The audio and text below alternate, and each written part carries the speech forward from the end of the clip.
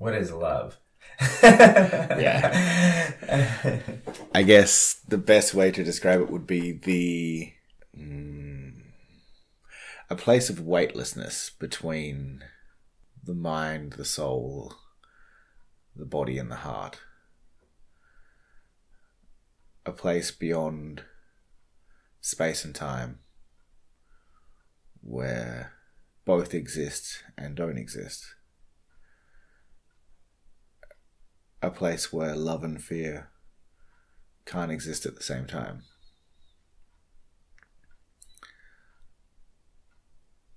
A place where we realize, we meet, we understand the God within is the same as the God without. It's a difficult one because it is that space which just is. Yeah. Yep. It is awareness. It is us. It is I. It is all. Yeah.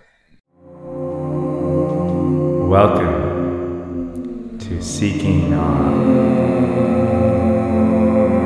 where the seeking stops and you can just surrender, be here now.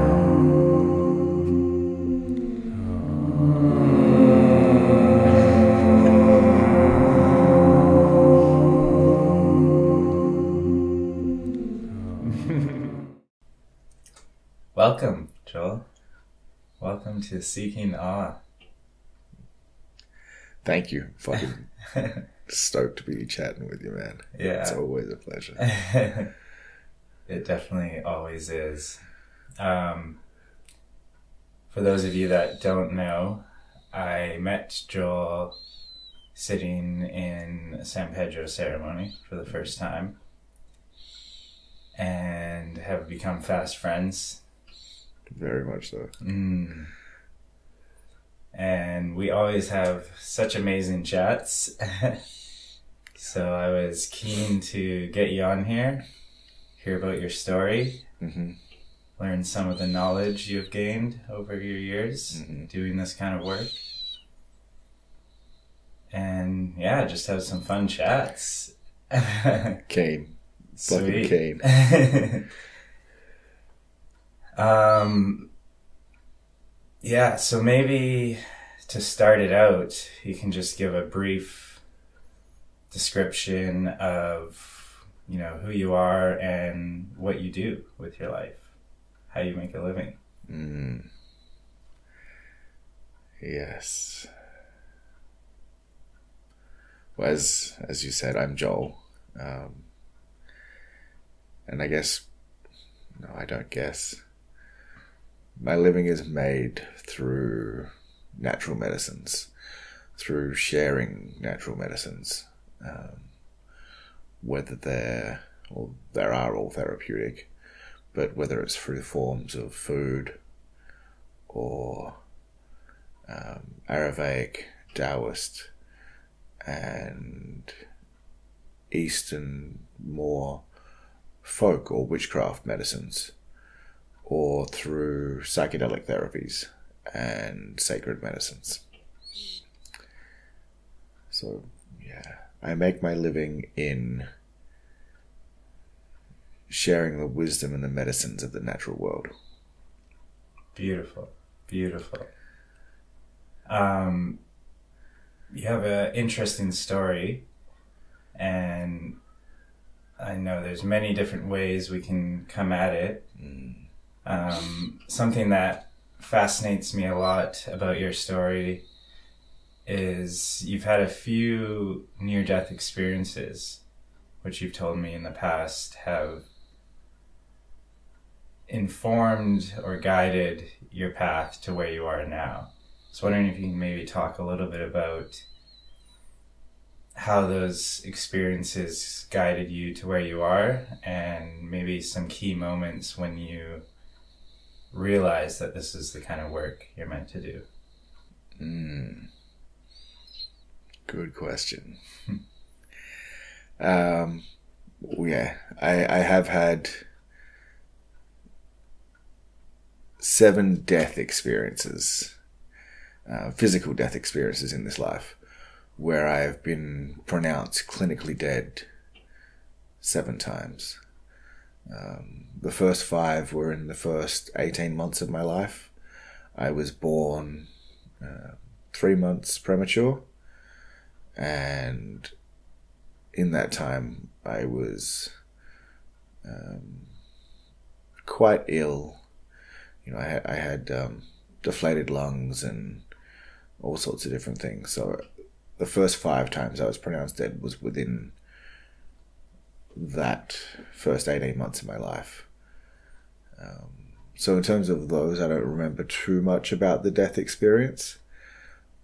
But then there are 2 other times in my adult life where I have encountered death, and many other times where I have come close to near death.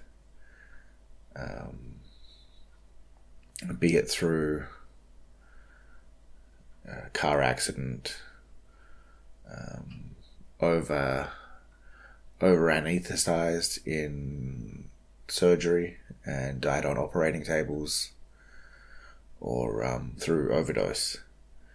And it's these moments in my adult life that have helped me to really understand the world beyond this physical plane, and have given me a lot of insights and the ability to navigate worlds beyond worlds.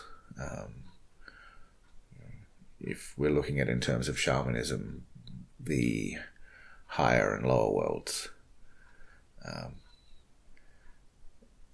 And I feel that these death experiences have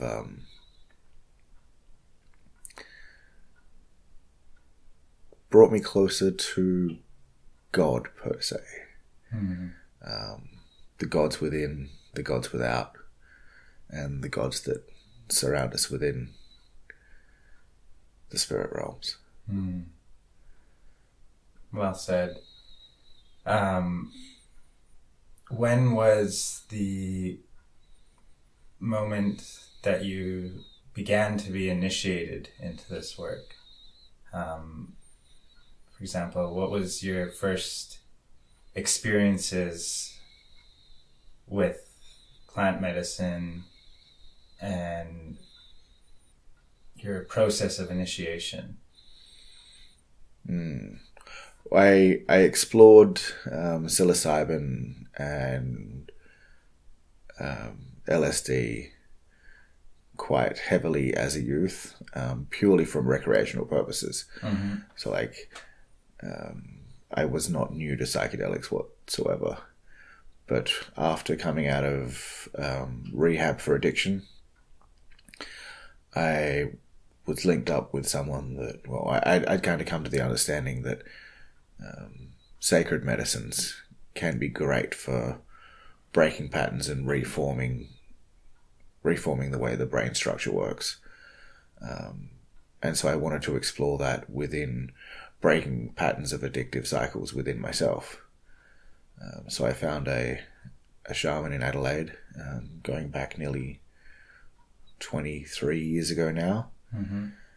And we sat with Wachuma, or San Pedro. We did 14 very large ceremonies in 14 weeks. And that was a chance to die unto myself over and over again, and continue meeting the God in myself, and stop seeking fulfillment from the outside. It was a chance to stop running from my demons, but to meet them head on with love. And through that, we both realized that this medicine and this path and the amount of death that I have faced within my life has given me the tools to be able to work with these medicines and share these medicines. And so he took me under his wing and started teaching me the elements of core shamanism. Beautiful. Wow. Yeah, 14 weeks, was it? Yeah. Yeah, that's insane. Knowing how powerful that medicine is, that's quite the initiation. Do you remember much from that process? In those early days, sort of the transformations that were happening in your inner world, where it became clear that this is what you're going to be doing, you know, maybe specific sessions on the medicine or specific moments speaking with your mentor, anything that stands out from that period? Those early days were really a chance for self-reflection and self-healing.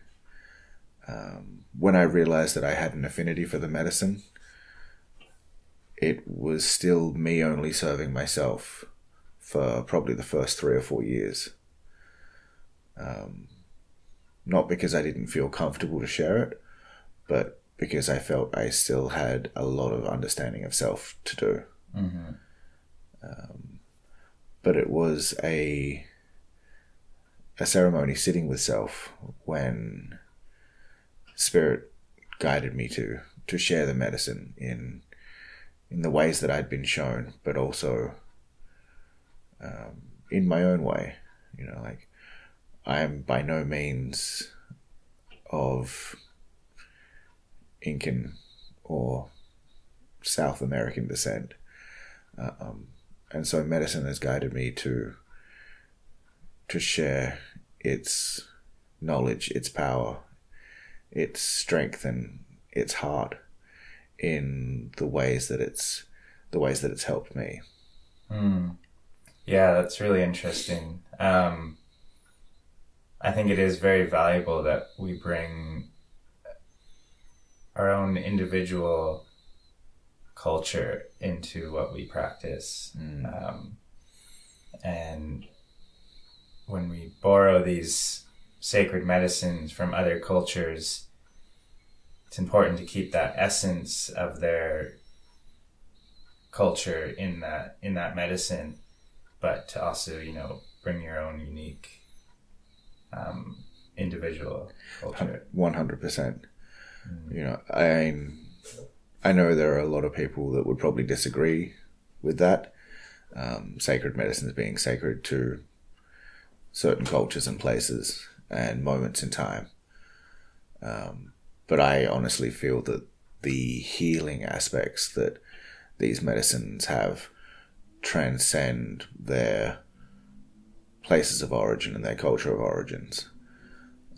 But as long as true homage is paid, and it's a matter of appreciation rather than appropriation, that we're able to share these medicines with a whole heart and allow them to have impact without drawing from, abusing, or profiting from a culture that exists beyond our own. Mm-hmm. Nice. Yeah, that's very interesting. I wonder what it was like before you had cured some of your addictions. Maybe you can go a little bit into what you were addicted to and how you found the Wachuma medicine in particular, but perhaps other medicines as well, helped you in your healing journey of your addiction. My addiction was rooted in amphetamines.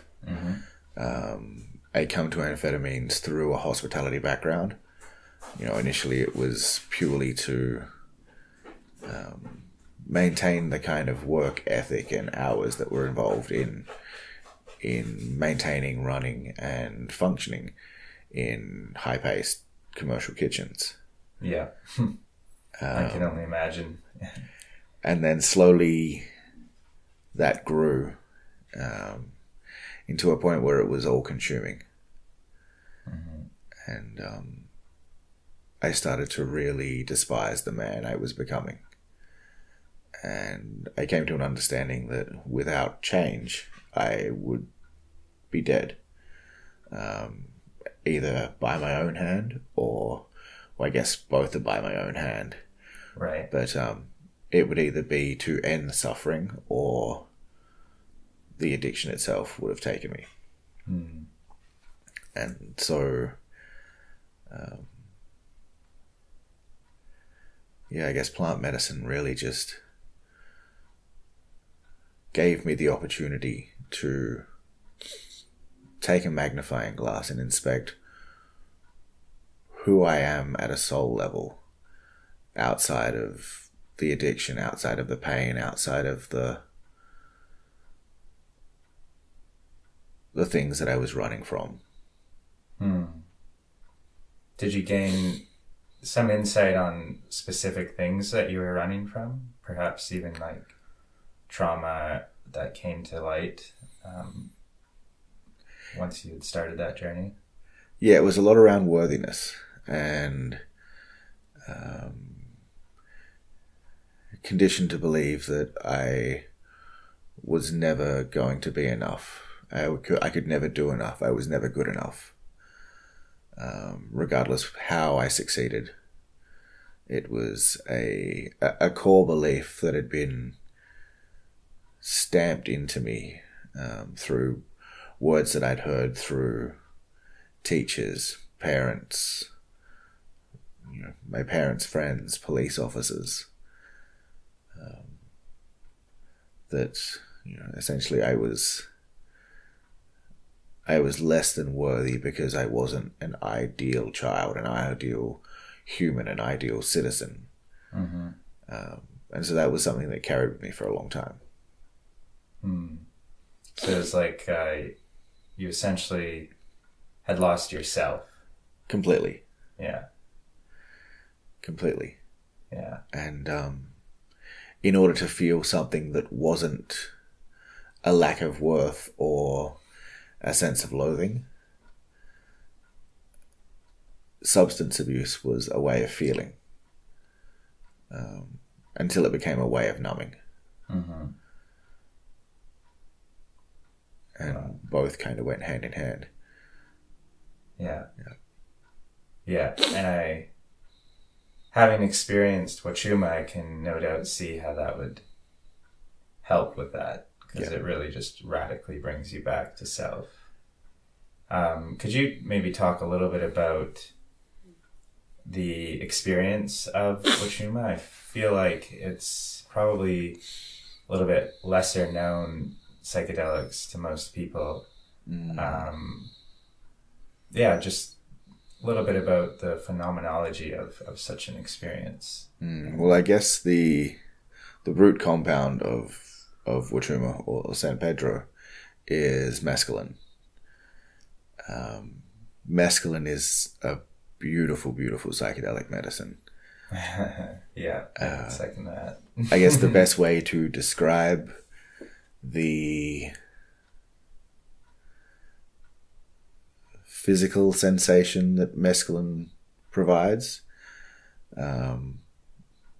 would be the heart-opening, sparkly, beautiful place where LSD and MDMA meet. There is this overwhelming, expansive feeling of love that comes from substances like MDMA, but then also the deep, introspective, visual nature of LSD.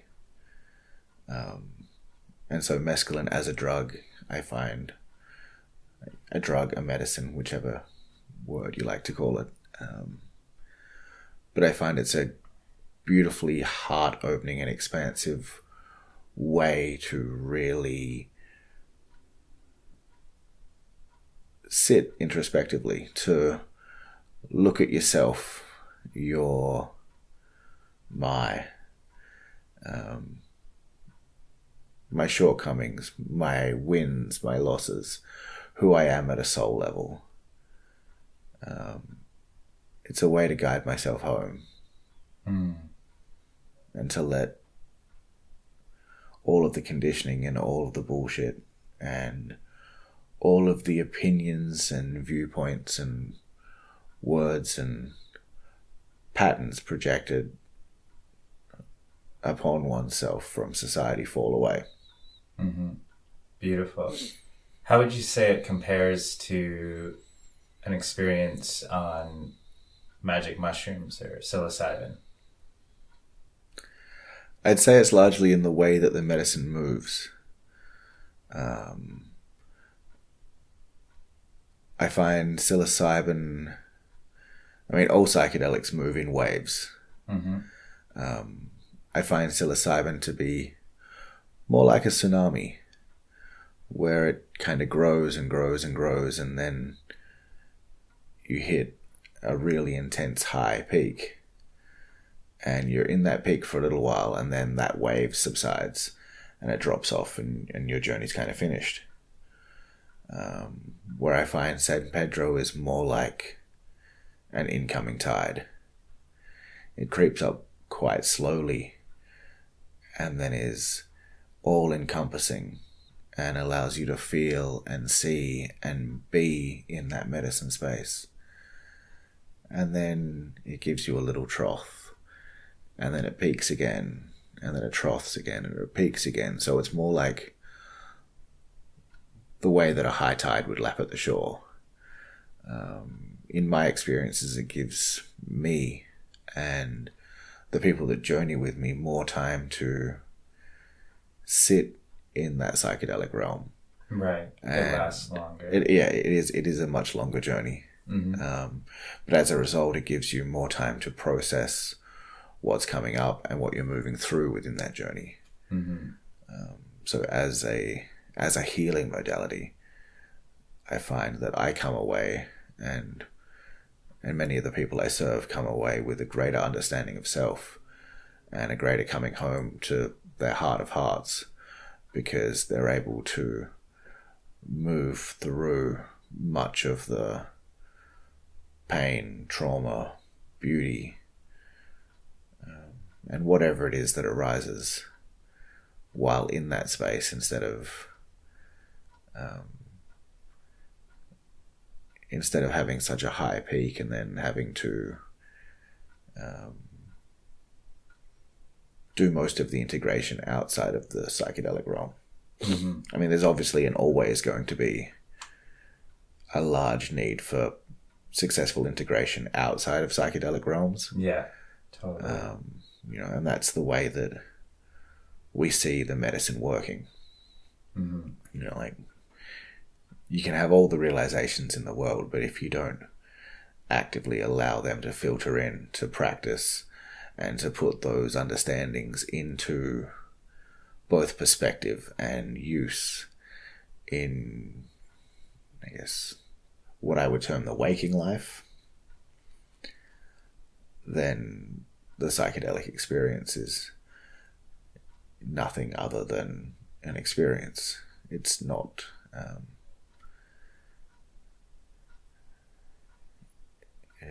not necessarily a healing modality if you're not willing to integrate. Yeah, I 100% agree. And there's so much that I want to talk about with regards to integration, and I think maybe we'll touch in that a little bit later. But for now, I'd like to ask a little bit about how you... Well, actually, first of all, I feel like it's important just to note that neither of us are, encouraging anyone try these drugs or these medicines.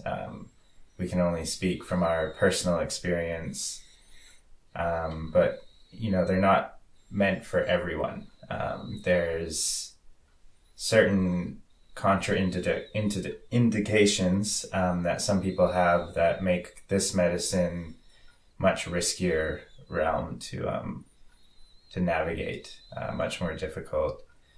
I'm hesitant to say that it's not good for even those people, but it's a lot more caution needs to be brought into it.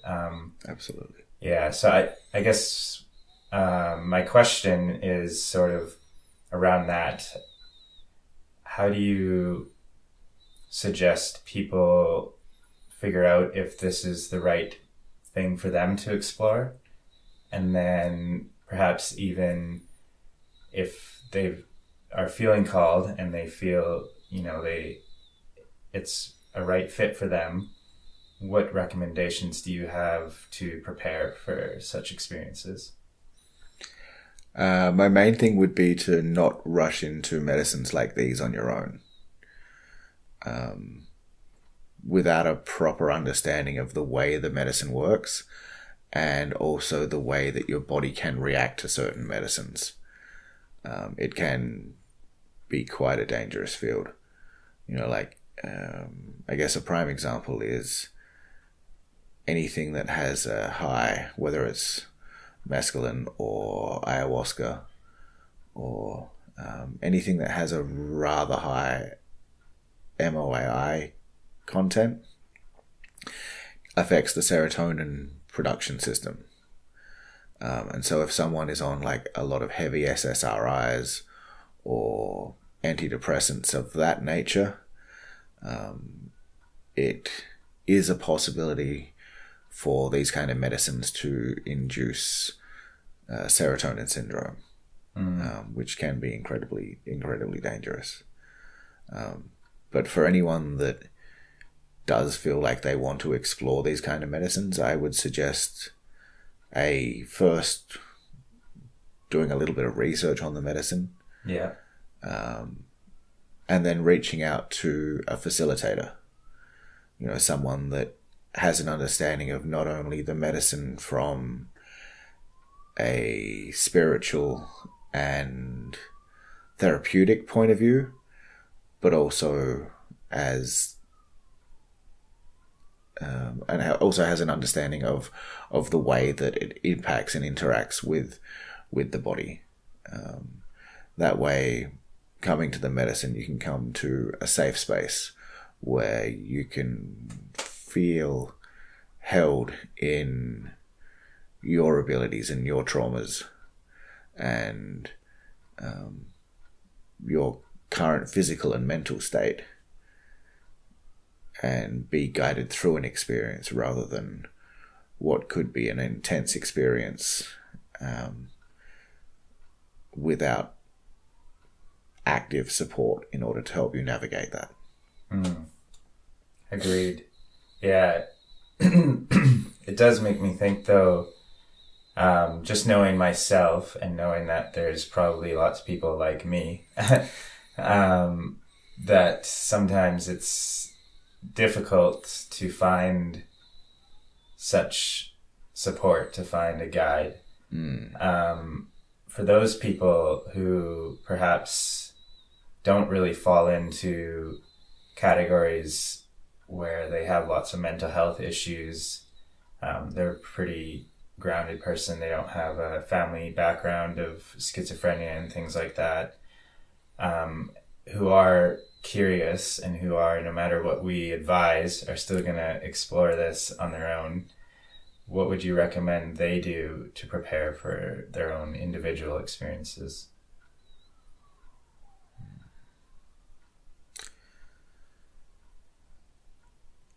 I would recommend a lot of journaling, a lot of introspection, a lot of understanding of why you desire to explore your inner world, what you hope to gain from your inner world, and the intention that you have for both the medicine and the self.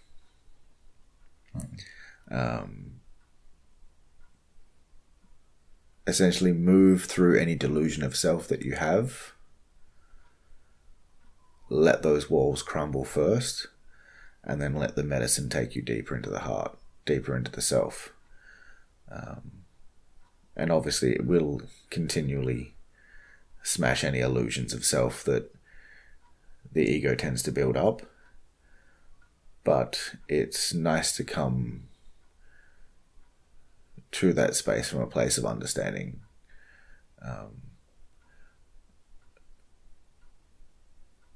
Yeah. Okay. Yeah, I like that. Although I'd wonder what sort of practices would you recommend to someone to kind of prepare, like more specifically? For example, I've been noticed a lot the power of ice baths, and I've kind of had an idea that I wouldn't recommend anyone do, solo psilocybin journeys or other intense psychedelics without training their ability to surrender. And ice baths, to me, seems like a really easy way for people to learn how to surrender under extreme stress. Mm-hmm. Yeah, I guess that's one example, but do you recommend any other practices that people partake in prior to embarking on such a journey? I mean, I would recommend, like a regular meditation practice, breath work, even somatic sort of express and release exercises, ice bath, like the concept of surrender is a big one. But yeah, definitely find ways that you can help shift and control both mental state, breath, and that'd probably be the biggest ones. Like if one tends to hyperfixate on things and work themselves into states of anxiety, I would say definitely come to a meditation practice. Find a place where the mind can be still, and in places where mind can be still, then the ability and the likelihood of the ego fighting and holding, really, really fighting to hold on and moving against the experience is much less likely. Yeah. And yeah, it's worth saying that, like, in these experiences, it is literally resistance that causes suffering. Like, yeah. I think that's something that's been made very clear to me when I've had bad experiences. It is because I'm resisting that what is just happening. And yeah, it's a very powerful lesson to learn it, on the medicine, but it's, you're going to have a much easier time if you learn that lesson before you go in there, and you'll get the most out of the medicine. Knowing how to surrender under extreme stress and knowing how to find calm and peace prior. Yeah, I definitely recommend those as well. Yeah, because I mean, all psychedelic experiences will challenge us. And in my experience, there is no such thing as a bad trip. There are more challenging experiences, which I find are times when something's come up that I've been unwilling to face, that I don't want to see the truth in, that it's been one of those hard pill to swallow moments, and the ego fights against that. But the ego is trying to crumble and fight at the same time. And that's where this push-pull of discomfort and struggle comes to light. And I feel that that's what creates a bad experience, is the ability to see things as they are and accept the wisdom that's handed to you without judgment. Yeah, totally. I 100% agree. I think, the word bad trip, really, it just doesn't make sense. It just doesn't make any sense.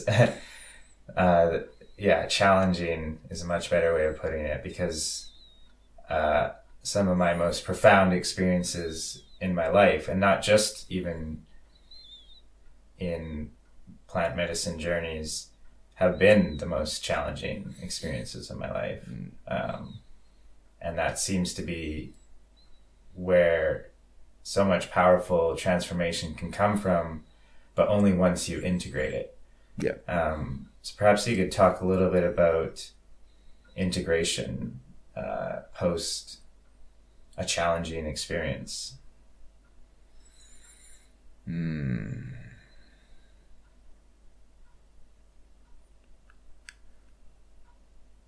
Depends how challenging the experience is as to what level of integration or assistance in integration you'll need.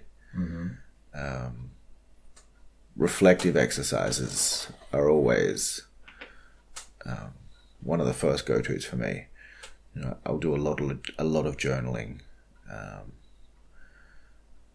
to really try and understand the experience that I have had and the ways that can play out in my life.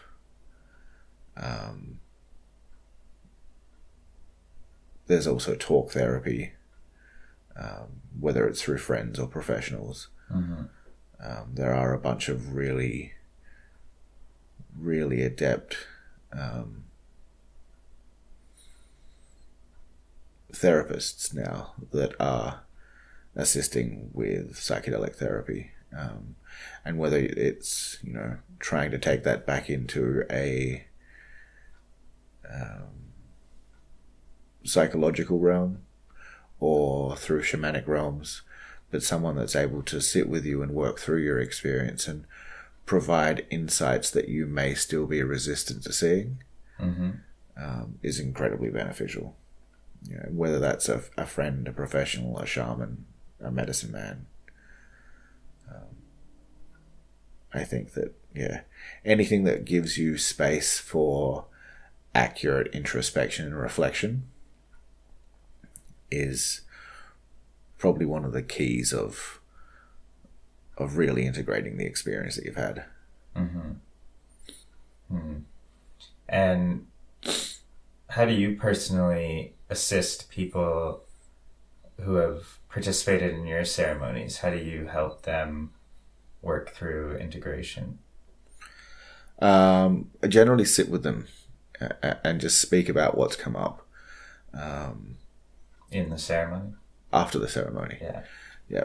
So, we'll check in days after the ceremony, whether it's the next day or, following days or weeks, or even ongoing for, months afterwards sometimes. And just what's landing for them, how it's making them feel, offer them alternate viewpoints, try and give them other ways of looking at what was revealed during their experience and why it is that they may not be ready to face that. But essentially providing a full spectrum picture that can then be dissected and picked apart and allowed to ponder and integrate that way. Interesting. Yeah, I think everyone's integration process is slightly different. But the key in integration is introspection and allowance. Yeah, I like that. For me, I've found for integration, a huge thing that has almost sort of just naturally happened post some of my journeys is acquiring some new habit. For example, after my first San Pedro journey with you, the sort of overlaying message above everything was more play. More play, more play, more fucking play.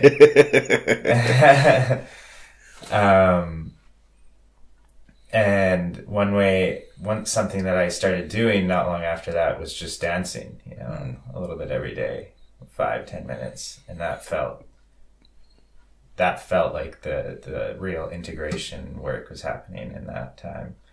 And then another journey, a psilocybin one that I sat with myself, I did it on a acupressure mat and just really had powerful connection through that somatic release. And since then I have just been really obsessed with, laying on the mat or various other forms of kind of pressure point release. So it just was like another new habit added on. Yeah, so it seems like just some kind of daily practice that brings you back to, the deepest lesson you got from that journey. Absolutely. And somatic practices are a great way to integrate, because we're essentially creating a conscious connection between the body, the mind, the heart, the spirit, and the other realms. And if we intellectualize the experience too much, we lose the feeling of it. So it's finding that bridge between the intellectual mind and the natural intelligence of the body. And that's, I think, where really the concept of holistic therapy, stems from, is the mind-body-spirit connection. And, at the end of the day, plant medicines are a holistic medicine. Yeah, totally. How do you decide dosages for some of these medicines? I ask the plants.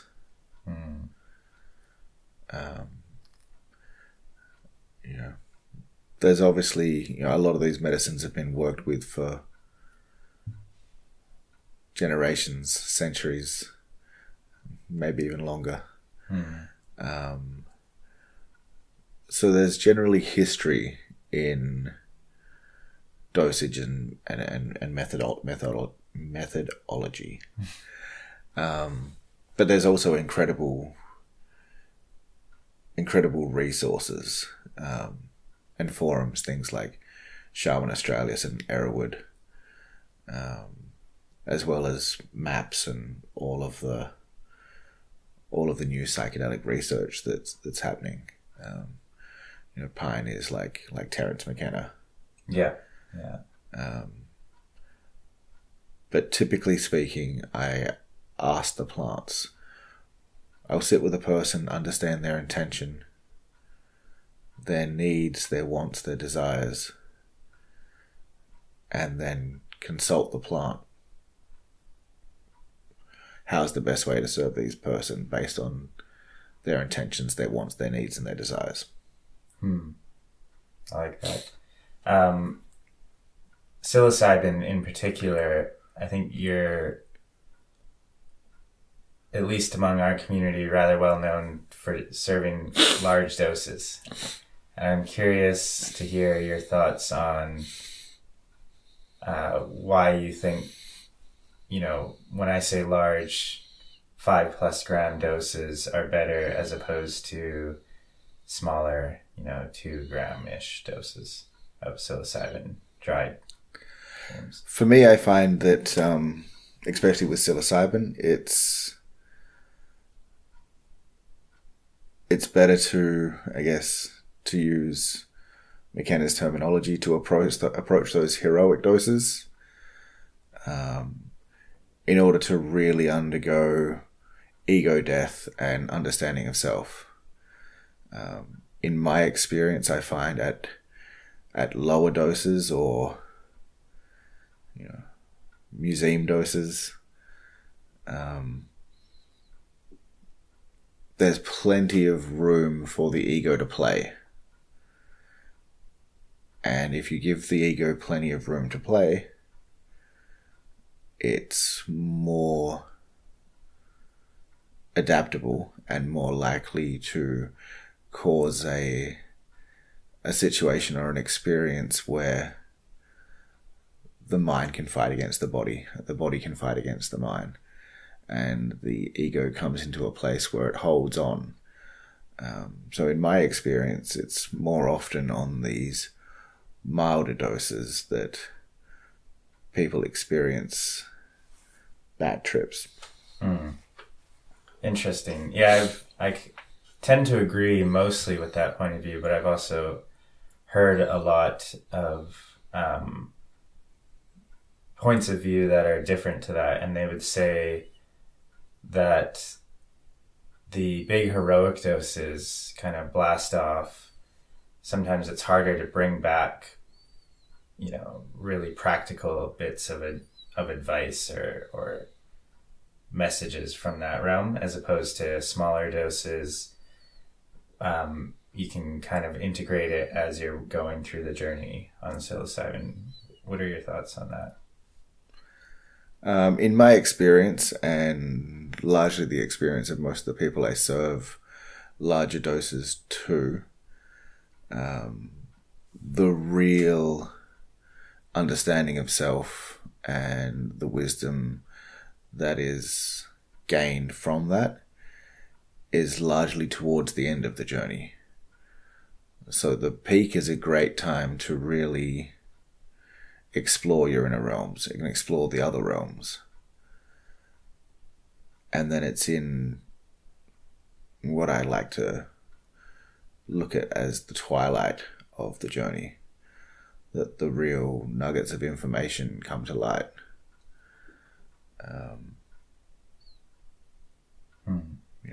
Yeah, I like that. I think it's useful for some people to kind of have an analogy too for what a psilocybin journey is like. I had heard it described once really eloquently that it's a bit like launching into space, and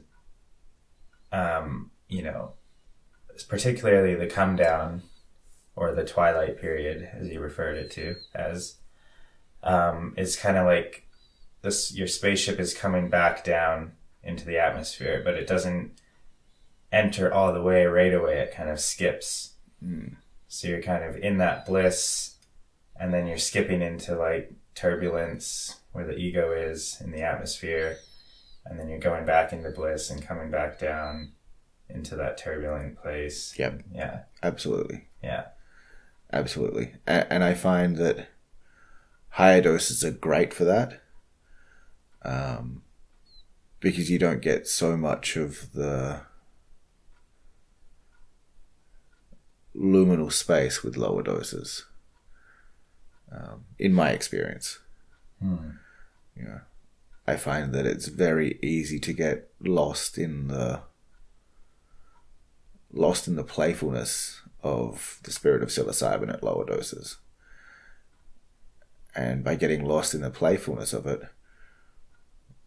we kind of lose the impact that the experience can have. Interesting. How would you describe that luminal space? It's sort of the classical ineffable space. But yeah, I just like to see you try and play with that. Well, that luminal space is different from journey to journey.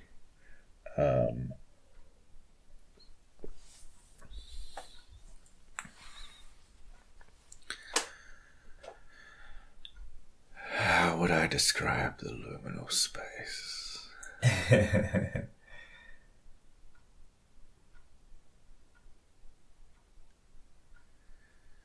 What is love? Yeah. I guess the best way to describe it would be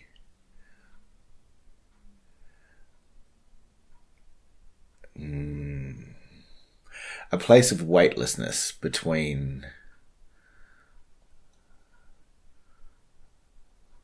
the mind, the soul, the body and the heart. A place beyond space and time where both exist and don't exist. A place where love and fear can't exist at the same time.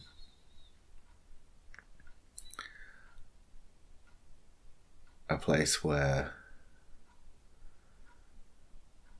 we realize, we meet, we understand the God within is the same as the God without.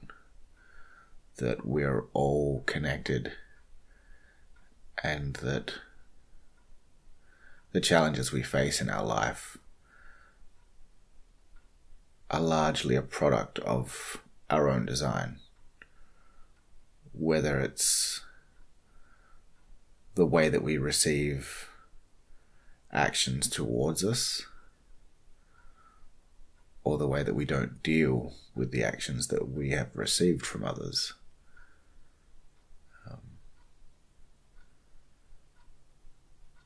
But it's a place of expansion and contraction at the same time.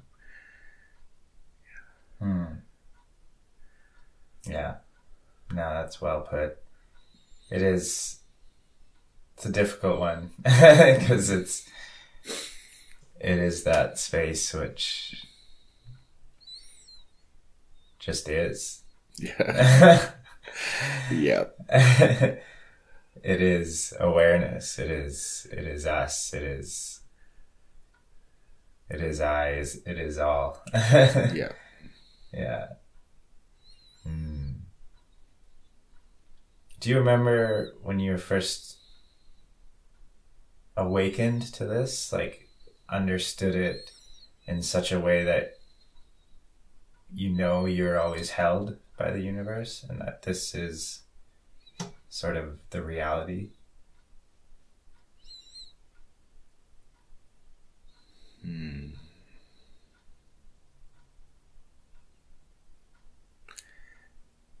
Yeah. It took me a long time to put it into practice. I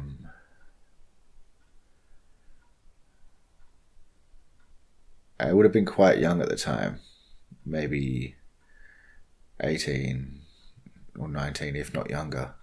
Mm-hmm. And it was the first time I'd really started exploring LSD on my own, like outside of recreational settings. And so this is during a time when you're already approaching these experiences as medicines? No, not at all. Exploration, curiosity. Exploration and curiosity. At this point, I had no understanding of the medicine that lied within the psychedelic realm.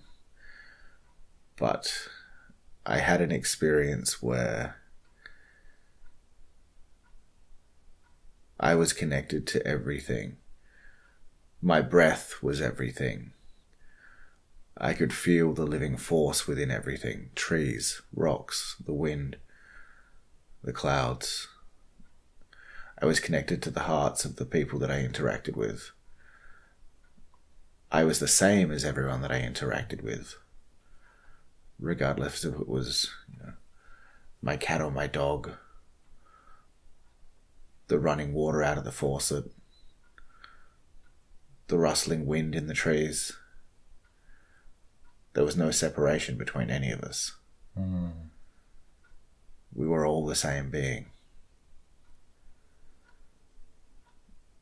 And that was my first glimpse at the true power of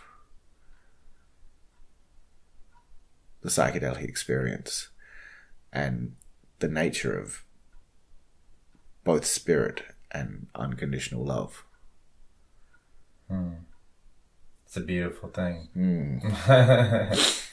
So that was when you're about 19, but you as you said, it taken some time to sort of integrate that. Yeah, it was probably another 4 years, 3 to 4 years, until I really would have been 2 to 3 years after that I approached San Pedro as a healing modality. And then probably another year or so after that before I really started to begin to understand the full spectrum of these sacred medicines. And the way that they can be used to create greater senses of connection, to heal the mind and the body, to bring us into states of awareness, states of unconditional love, and teach us new ways of being. Beautiful. Are there some specific practices you can think of that you use to tap into that space just day to day? Absolutely. Spending time in nature. Really moving into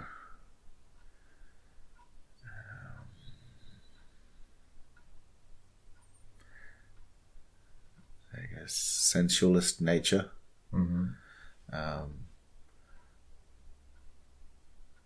Taking time and feeling the rain on your skin, watching the wind move through trees as they breathe, feeling the dirt slip through your fingers, feeling the warmth of rocks against your skin and realizing that it could be the rock that's warm or it could be your skin that's warm.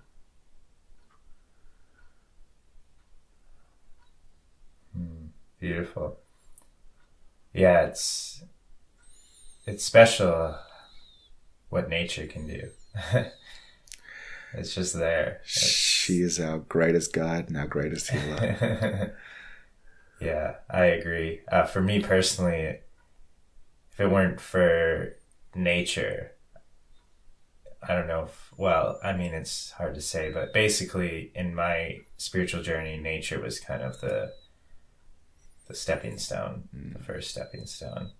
And it was once I realized that these experiences that I'm having in meditation and in these psychedelic experiences, it was upon realizing that those peak states are identical to the peak states that I was having in nature that everything clicked. It's like, yeah, it's just here. Yeah, now. It is always here. It's right there, right at the surface. Yeah. That actually reminds me, I did want to ask a little bit about your journey with nature along this. Have you always been connected to nature? If so, how has that relationship changed since you started exploring these other realms? I've always been very connected to nature, even as a child. Like I grew up down the bottom of South Australia in a little place called Port Pirie, which is kind of wedged between the coast and the Flinders Ranges. And so a lot of my childhood was spent playing in gorges and creeks and dams and forest amongst the red rocks, and nature has always had a very special place for me and a very special place in my heart. It was a way that I could calm my nervous system and to escape the pressures that I felt, the pressures of expectation, of constriction and control. Nature was freedom, and she taught me so much. It was moving with her cycles that helped me to understand my own cycles.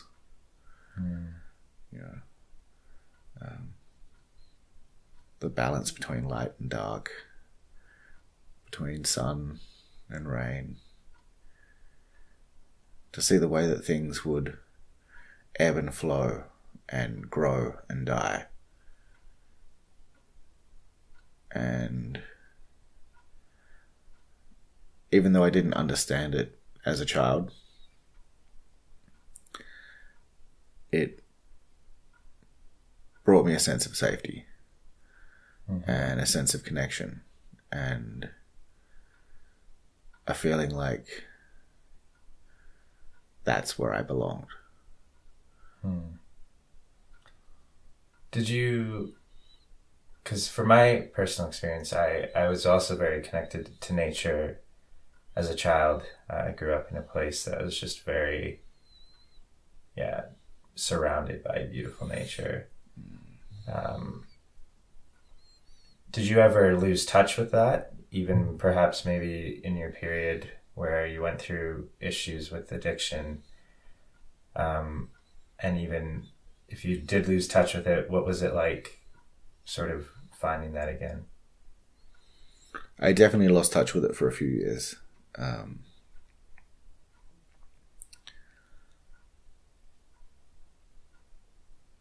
And that's probably the time in my life where I felt most disconnected from myself. Finding it again was like coming home. It was like a huge belly breath and an exhaled breath. Like, it was a chance to breathe. It was clear space. A place where my mind stopped mulling over and over and over. A place where I could find stillness and just sit and be and allow everything that was around me to speak, to drink in its medicine, to listen to the kookaburras at sunrise and sunset, magpies warbling just after dawn, the sound of flocks of galahs coming home to roost. It was a place of stillness. Beautiful. I'm curious to hear, because you do so much more than just guide these ceremonies. I'm curious to hear a little bit more about some of the other work you do with plants and that journey of connecting with all these other healing, non-psychoactive plants. Well, I guess I originally came to exploring natural medicine as a way of healing sexual dysfunction. Coming out of addiction and high-paced, high-stress working environments, I was in my head a lot. And the more I was in my head, the more disconnected I was from my body. And that was, as a young man in my early 20s, that was providing quite a difficult time within the way I interacted with others sexually. I found it very difficult getting erections or maintaining erections. And as a young man, I thought, fuck, my dick's broken.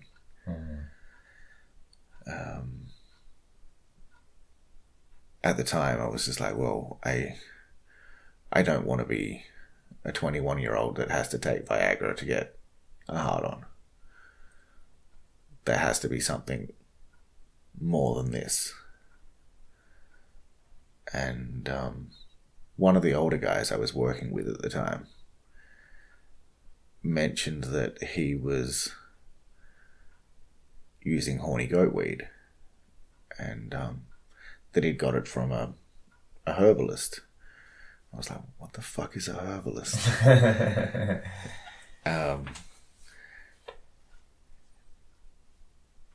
And so I went and saw this person that he recommended, who was a Chinese doctor.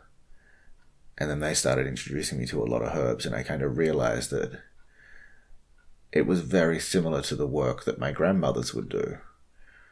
You know, like, obviously they come from very different lineages. And, but it was this concept of just like taking something off the shelf or taking something out of the garden and using that as a way of treating this thing.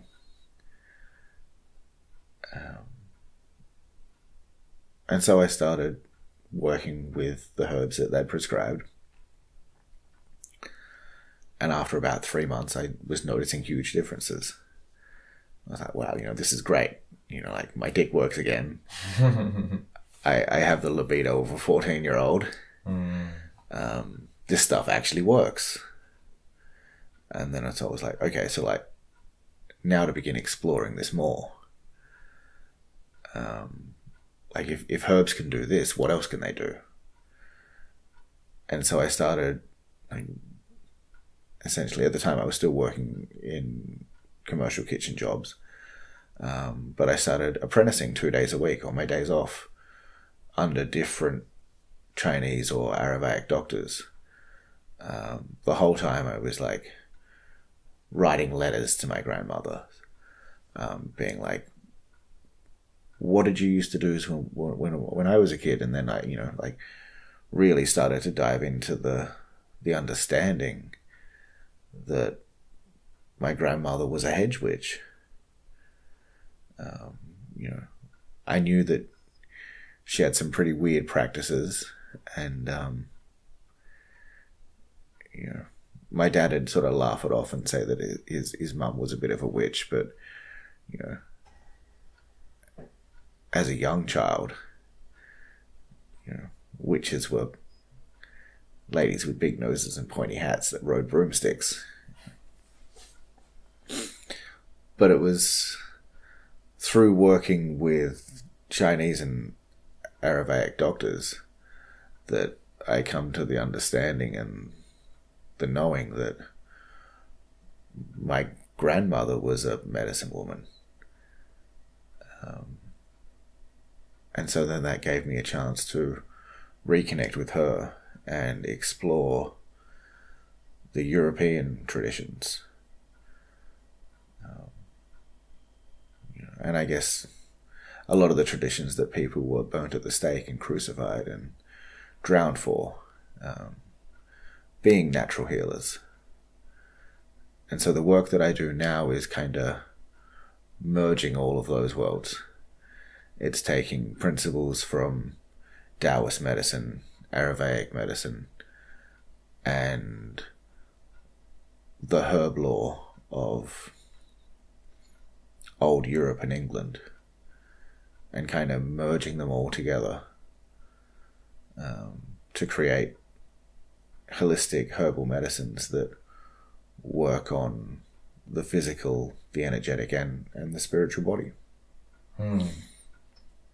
Cool. Yeah, that's super interesting. I love how you integrate so many different practices. Like, is that something that you naturally just felt pulled to do just because you were learning a little bit of everything? Or did you have any mentors who were also integrating, you know, all these various traditions? Or were all your mentors in these specific traditions and then you were the one that decided to integrate them? I decided to integrate them. After kind of diving into actual traditions, I started to see a lot of similarities and a lot of crossovers in the ways that each tradition would utilize their medicines. The uses for them, the way the herbs interacted, the effects that they had on the body. And I was like, well, if everyone's approaching the same thing from a different angle, maybe they can all go together to work together synergistically. And so I explored that for the best part of 10 years. And that led me to where I am now. Yes. Is finding. If you're watching on video here, you would see this beautiful shelf full of all sorts of goodies here. Your apothecary. It is my apothecary. Very cool. And if you're listening, the Earth Blessings, check it out. How long did you work with these plants before you started sharing the work? And sort of what was that process like until you felt confident enough to share it? Probably close to a decade of study and self-practice. Using herbs on myself, my friends, my families, and just kind of gauging, note-keeping, my own personal book of shadows per se, and just exploring the way that they would work.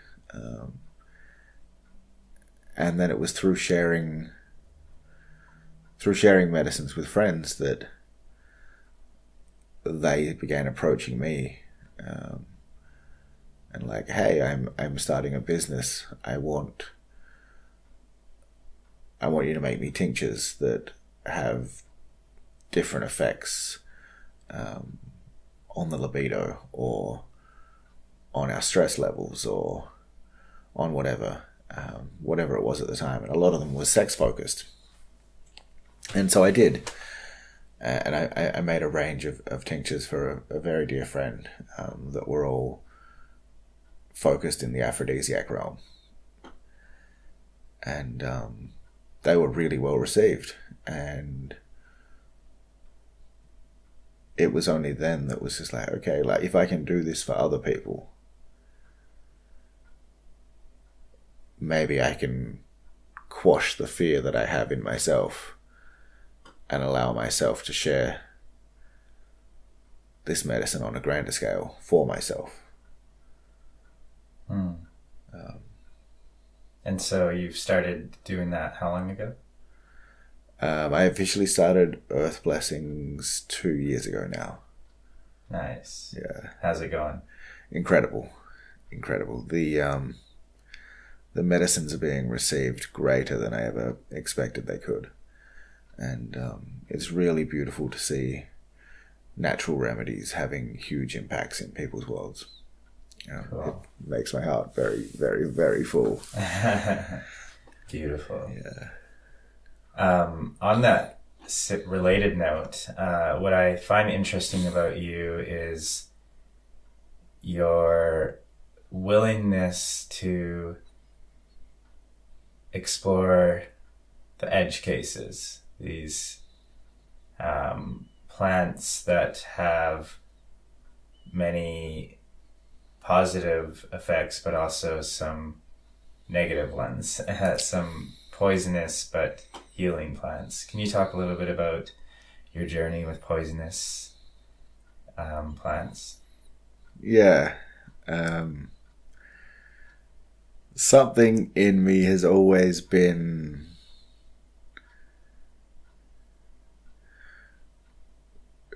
drawn to things that can hurt me. Anyone who follows me probably knows that touches me a bit too. Yeah.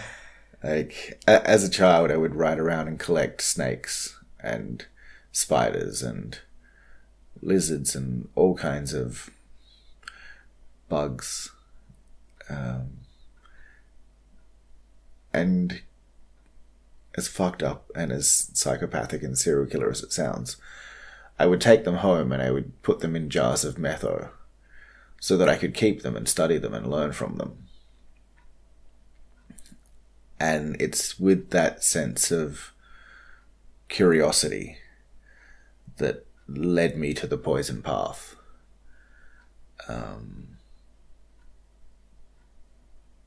Exploring plants like Datura and Brugmansia and Amanita muscaria.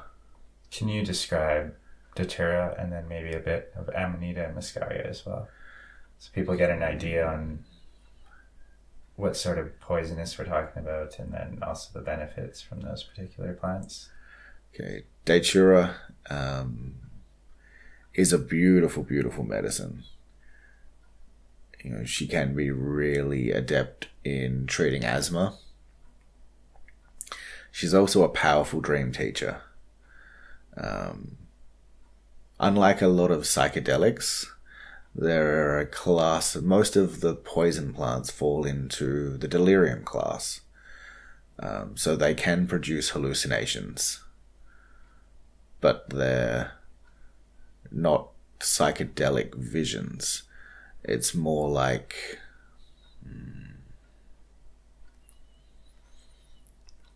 temporary psychosis. And a lot of them do have quite a suppressant nature. So they lull you into a very deep trance-like state in which you're able to access dream teachings. Datura herself is not the most comfortable to work with.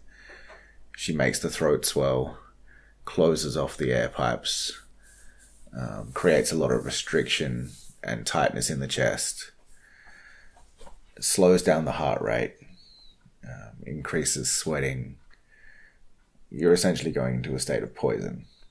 Mm-hmm.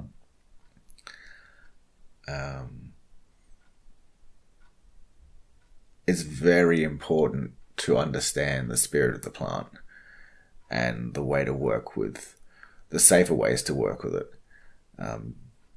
Dosage and self-exploration is the key element here, as it's quite easy for the heart and the lungs to slow down so much that they stop, for the throat to close up, or for one to enter a state of psychosis within a waking state that allows us to do rather serious damage to oneself. So they're definitely not plants that I recommend that everyone explores without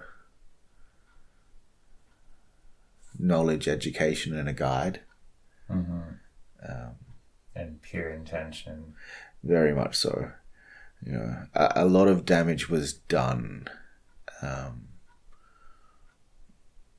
with little understanding, and just the understanding that these plants can make you trip, because everyone thinks of tripping as a psychedelic experience, not necessarily the experience of temporary madness or several days in a coma followed by several days of blindness. Which are some potential side effects of Datura. Yep. Yeah. And it's frightening. It's really fucking frightening. Like, a lot of these deliriants can take you into some very, very dark places. And because it's hard to tell the difference between the dream state and the waking state, you could be awake, you could be dreaming, you could be both. So I guess back to the original question, after I kind of went on the tangent to get you to describe that. Why?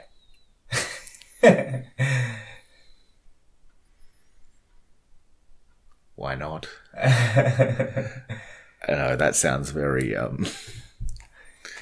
Well, I mean, I can relate. Curiosity in and of itself is a worthy motivation. I find that that's human nature, really. And if we didn't have souls that explored some things with curiosity, we wouldn't be where we are now. So yeah, very much so. And like I said before, I allow plants to speak. And if she calls, I will listen. Yeah. Mystics throughout the ages have communed with plants like Datura. Dating back from the Oracle of Adelphi would use Datura seeds to create the visions that allowed large elements of Greek mythology to fall into place, or to go into states of seers where they were able to gain knowledge from the realms beyond this world and bring it back into the waking world. It was a key ingredient in like witches' flying ointments. Datura has a long-rooted history in magic. And the understanding of self and the way that self moves in the world around me to create the realities that I desire has fascinated me since I was about 12 years old. Ritual and magic and the exploration of the spaces beyond the self. Yeah, I love that. A way that I like to think about sort of my psychonaut journey is that sometimes there's a strong just healing motivation behind embarking in these journeys. And then other times it's more just pure curiosity. But when I think about even that curiosity, that drive to understand reality at a deeper level, it may not be as direct healing to me as if I went in with the intention of healing, but it seems like it has the power to heal society. It's almost like the deeper we understand, the deeper a few of us understand the true nature of reality, those few that go to those places can come back and provide some insight on what we're even doing here. Absolutely. And in that sense, heal society. Yeah. Yeah. Knowledge of self is the greatest power one can have. Mm-hmm. There's many aspects of self. Yes. Yes, there is many, many aspects of self. And sometimes the not self is the greatest aspect of self. Mm-hmm. Yeah. Is self. Yeah. The not self is self. Yeah. I know some people are going to be like, what the fuck are they talking about? But like, yeah, this kind of consciousness is just pure. There's no separation when you're just in that pure state. But yeah, there's just so much to explore in this realm, in this universe. And I've always enjoyed polarities and dismantling polarities. Because like, nothing is ever good or bad, light or dark. Mm-hmm. And so why not explore the fullest spectrum? Explore the darkness in all it is. Explore the light in all it is. and explore the entire rainbow between it. And that goes for absolutely every concept. Good and evil, light and dark, self and not self, reality and fiction, or reality and alternate reality, the ordinary world, the non-ordinary world. Mm-hmm. Yeah. It makes me think, just perhaps the word darkness just triggered it in me, but I wonder if there's a extra kind of care to be taken when dealing with darkness, dark energy and dark experiences. Absolutely. Safety is always the utmost key element in moving into dark energies, dark spaces. There needs to be a certain amount of caution and self-protection. There is a lot that exists in this world that can't be seen with the naked eye. And a lot from outside of this world that easily integrates into this world. Explain that.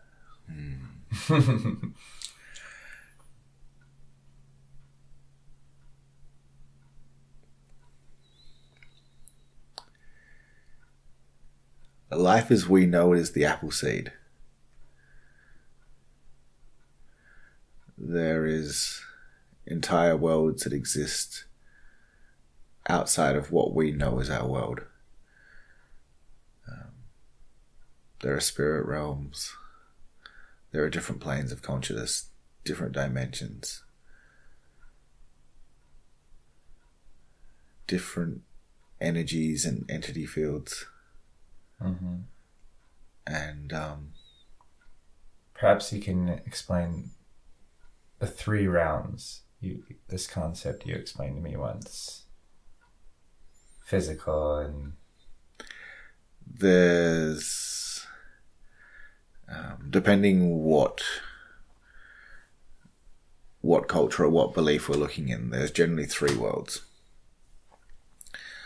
We have the underworld, which is where primal and primordial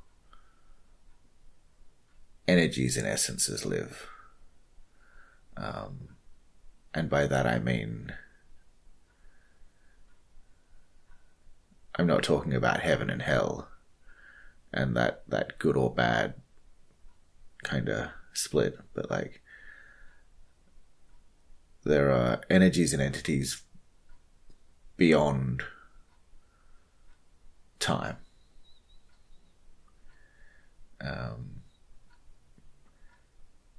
And then there's the middle world, which is the waking world, which is our world.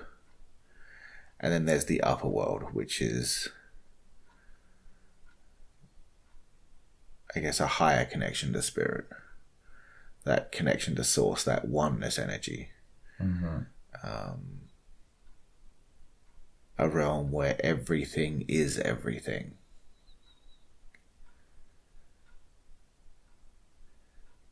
And it's the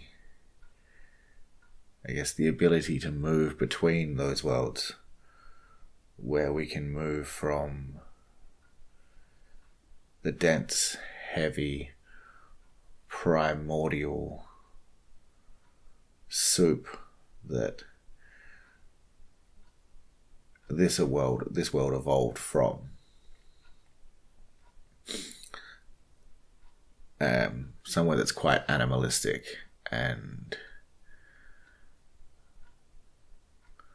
without rhyme or reason, into the very structured concept that is this human life that we know. And then into the higher realms of godliness. If that makes sense. No, yeah, it does. I especially appreciate that.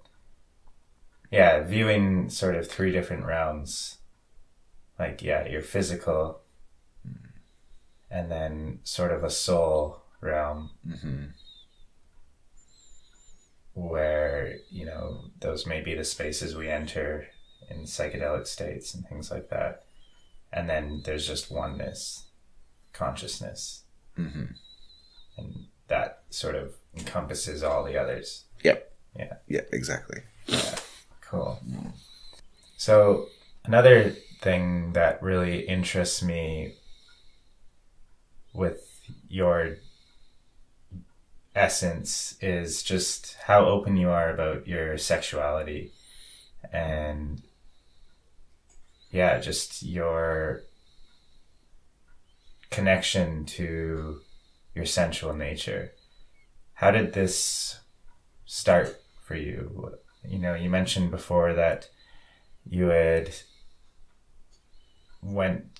became attracted to plants because of the way that they could help you sexually. Was this part of when your sexual journey started?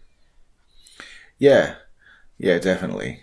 By reconnecting to my sex was a way of me rewriting the script on what sex could possibly be.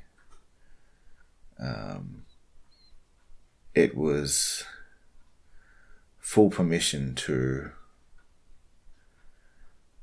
explore pleasure, and pleasure outside of sex, in sex and also outside of sex. And like, I guess learning and coming to an understanding that pleasure is the root of sex. And so the more pleasure we allow into a life, the more creative energy we allow into our life. And sex is nothing but creative energy. You know, it may be the way that we choose to interact with people, but it can be the way that we interact with life itself. And so if we allow ourselves to really embrace life as a sensation, and I guess to really go back and answer the root of the question would be that reconnecting with my sex allowed me the opportunity to play and to find sensation in everything. In all the years that I spent working in commercial kitchens as a chef, temperature, taste, and texture were always important components of any meal. And then I applied that same principle to the way that I receive pleasure. I was like, how pleasurable can something taste? How pleasurable can something feel? How pleasurable can something smell? Can what I'm eating, what I'm touching, what I'm tasting invoke a sense of pleasure so deep in me that it makes me want to moan? Can it create energetic rushes through my body that feel akin to orgasm? And then it was a seeking of pleasure.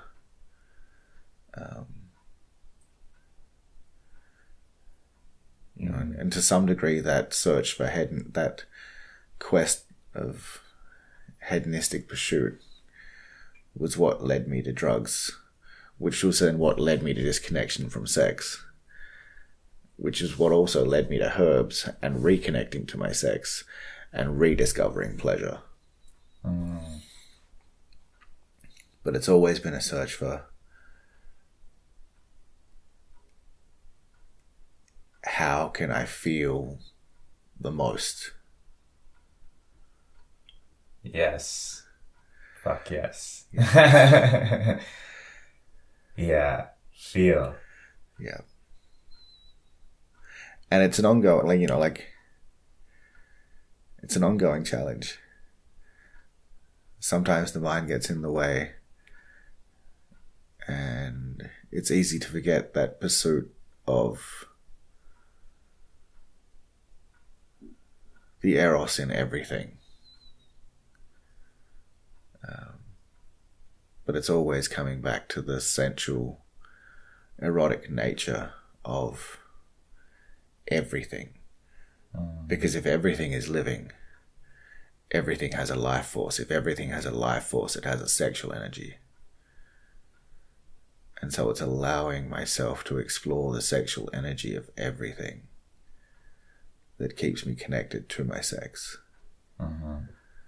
That allows me to want to explore and to play and to taste and to drink in all the temperatures and textures and sensations that I can. Yeah. It's about living fully. Yeah. Yeah. Same reason why you and I both like going into challenging experiences. Absolutely. Yeah. It's not about feeling better. It's about feeling more. Getting better at feeling. Yes. Yeah. 100%. Yeah. 100%. What are some practices that you implement and that you'd recommend for others who have never really felt connected to their sexual energy? Cosmic breath is a great one to learn how to start circulating sexual energy. And creating a microcosmic orbit that runs from your genitals to your crown and loops back up and down and back up and down by the use of breath, sound, and movement. The other is food play or eco-eroticism. Finding different temperatures and textures and playing with them against your skin. Learning how you like to be touched by exploring your own skin. And taking the time to do so. Yeah. Yeah, I think something that has recently resonated for me on this is, in a way, recognizing that you can have pleasure without, what people usually describe typically as sexuality. So it's kind of like this difference between, pleasure and horniness. 100%. Yeah, it's more about the sensations, feeling the actual just direct perceptions and then getting more in touch with those sensations than it is about getting specifically in touch with sexual energy, right? Yeah. Yeah. And then it all comes back to feeling. The more we feel, the more we feel. And then the more we feel, the better we feel. And so it's about understanding sensation.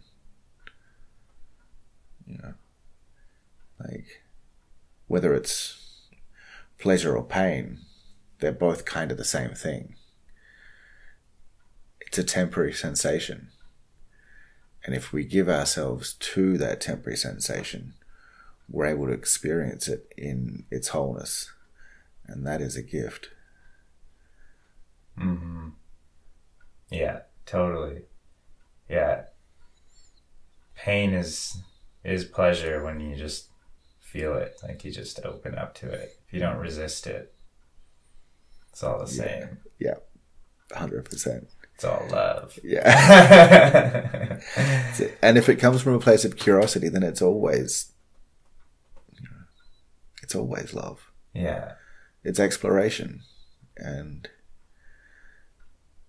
that's why we have this meat suit. To explore it. Yes. Yeah. We're all God just having temporary human experiences, just fucking seeing what we can feel. Yeah. And so for me, I can derive huge amounts of pleasure from simply eating pieces of fruit, or like smelling flowers, dancing in the rain, like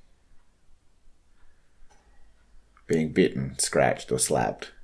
Like it's all the same. It's allowing sensation to flood through the body and allowing it to wake up those endorphins. Yeah. I couldn't agree more. And I feel that, every time you go into the discomfort and anything like that, when you just feel more, it heals, and it's felt elsewhere too. Other people are inspired by it. Yep. Yeah, very much so. Beautiful. Well, thank you so much for coming on, Joel. No, thank you. I'm stoked to have more chats like this. There's so much more that we could talk about. Yep. Absolutely. But yeah, I just would like to say I appreciate you so much. The work you do is changing lives. And I really couldn't imagine a better person to be doing the work you're doing. And it's just so clear how much you give unconditionally. The work you do has risks, has real risks for you personally. And so it means a lot that there's people out there who are serving, who are in service. And I'm just grateful that you're one of them. And I'm grateful to have crossed paths with you. Likewise. I fucking love you, man. Love you too, bro. Thank you. Thank you.